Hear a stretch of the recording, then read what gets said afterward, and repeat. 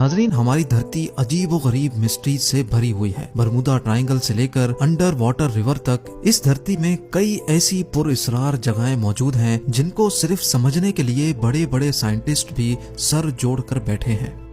आज आप ऐसी मिस्टीरियस प्लेसेस के बारे में जानेंगे जिनका आखिर वजूद कैसे हुआ, ये वाकई एक पहेली है। तो आइए शुरू करते हैं।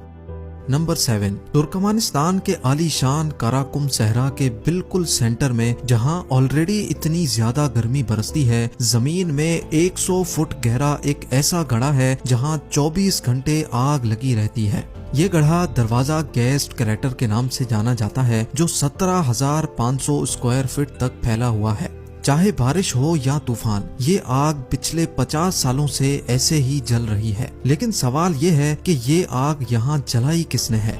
1971 में एक सोवियत जियोलॉजिस्ट यहाँ ड्रिलिंग का काम कर रहा था कि अचानक उनके नीचे जमीन खिसक गई और तभी ये गड्ढा बन गया था। लेकिन उनको यहाँ से अजीब सी स्मेल आने लगी। जब तहकीक हुई तो मालूम पड़ा कि इस गड्ढे से नेचुरल मीथेन गैस निकल रही है। क्योंकि मीथेन गैस डेंजरस होती है, इसी वजह से काफी कोशिश की गई कि जमीन से निकलने वाली इस गैस को रोक लिया जाए, लेकिन सारी कोशिशें नाकाम रही।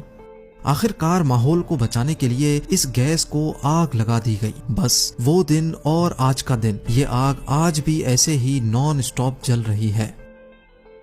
नंबर 6, ये अजीबो गरीब पहाड़ देखकर ऐसा लगता है जैसे पानी नहीं बल्कि बादलों के बीच में आइलैंड बना हो। ये माउंटेन माउंट रोराइमा के नाम से जाना जाता है, जिसकी हाइट 2810 मीटर्स है।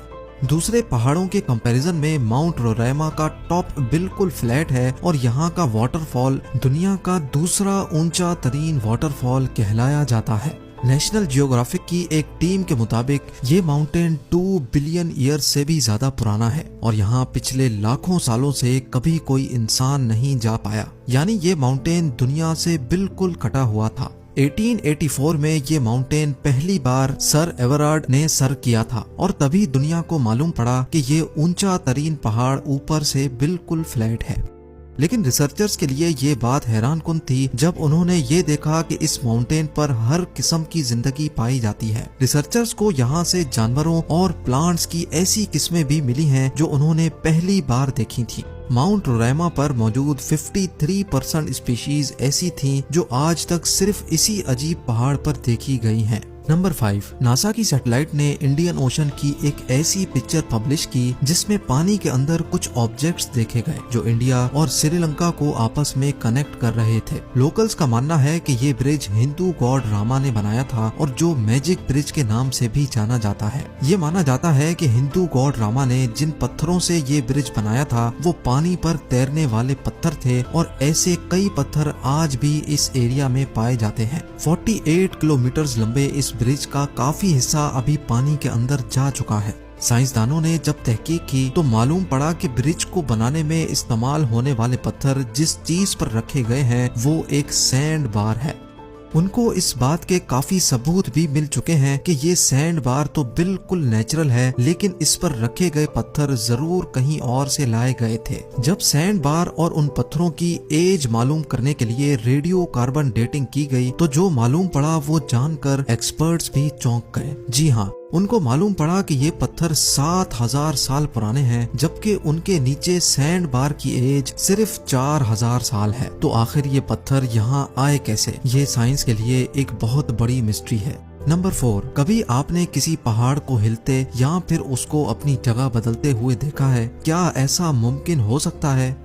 तंजानिया में गोरो-अंगोरो कंजर्वेशन एरिया में मौजूद ये है एक ऐसा अजीबो गरीब पहाड़ जो हर साल 66 फीट तक अपनी जगह बदल देता है। यानी जिस जगह वो अभी मौजूद है अगले साल ये यहाँ से 20 मीटर आगे या पीछे मूव कर जाएगा, और वो भी बिल्कुल नेचुरली। हैरत अंगेज तौर पे अगर इस पहाड़ से थोड़ी सैंड लेकर उसको अपने घर में भी रख लिया जाए तब भी वो ऐसे ही मूव करेगी, और इस बात की गवाही खुद तंजानिया के फॉर्मर प्रेसिडेंट जकाया किकवाइटा ने अपनी प्रेस कॉन्फ्रेंस में दी थी। साइंटिस्ट ने इस मिस्टीरियस पहाड़ के मूव करने की वजह जानने के लिए कई एक्सपेरिमेंट्स किए और ये पता लगाया कि ये सैंड हिल कम से कम भी 30 लाख साल पुरानी है और ये तब से ऐसे ही अपनी पोजीशन चेंज करती आ रही है। एक्सपर्ट्स का मानना है कि ये सैंड हिल वोल्केनो से निकलने वाली ऐश है और इसी वजह से ये मैग्नेट की तरह काम करती है। अगर थोड़ी सैंड हवा में फेंकी भी जाए तो वो हवा में फैलने के बजाय एक दूसरे से चिपकी रहती है। लेकिन ये सैंड हिल अपनी जगह क्यों बदलती है, इसका असल जवाब अभी तक तलाश किया जा रहा है।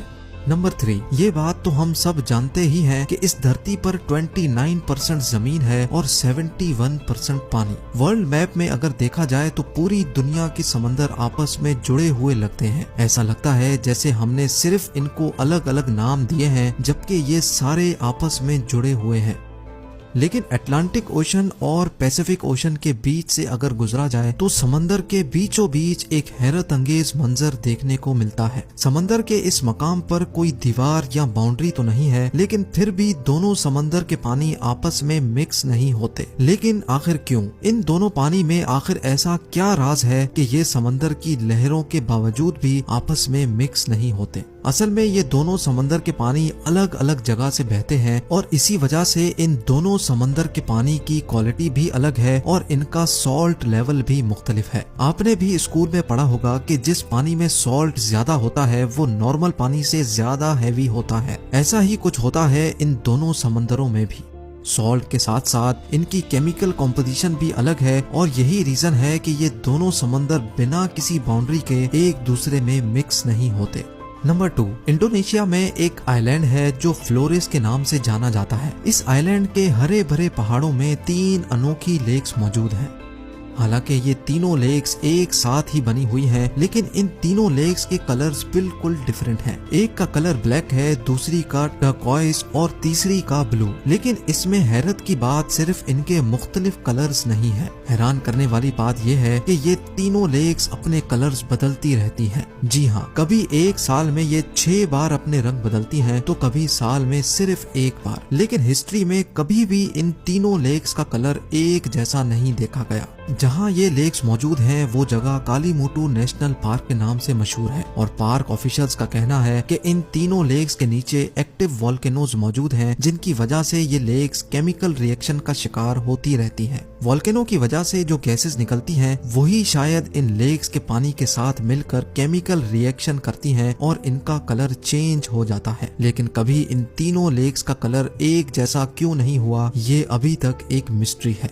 नंबर 1, इंडिया की मणिपुर स्टेट में 287 स्क्वायर किलोमीटर बड़ी एक फ्रेश वाटर लेक है जो लोकटाक के नाम से जानी जाती है। दुनिया में सिर्फ एक ही फ्लोटिंग नेशनल पार्क है और वो इसी लोकटाक लेक में मौजूद है, जिसको हम काइबुल लामजाओ नेशनल पार्क कहते हैं।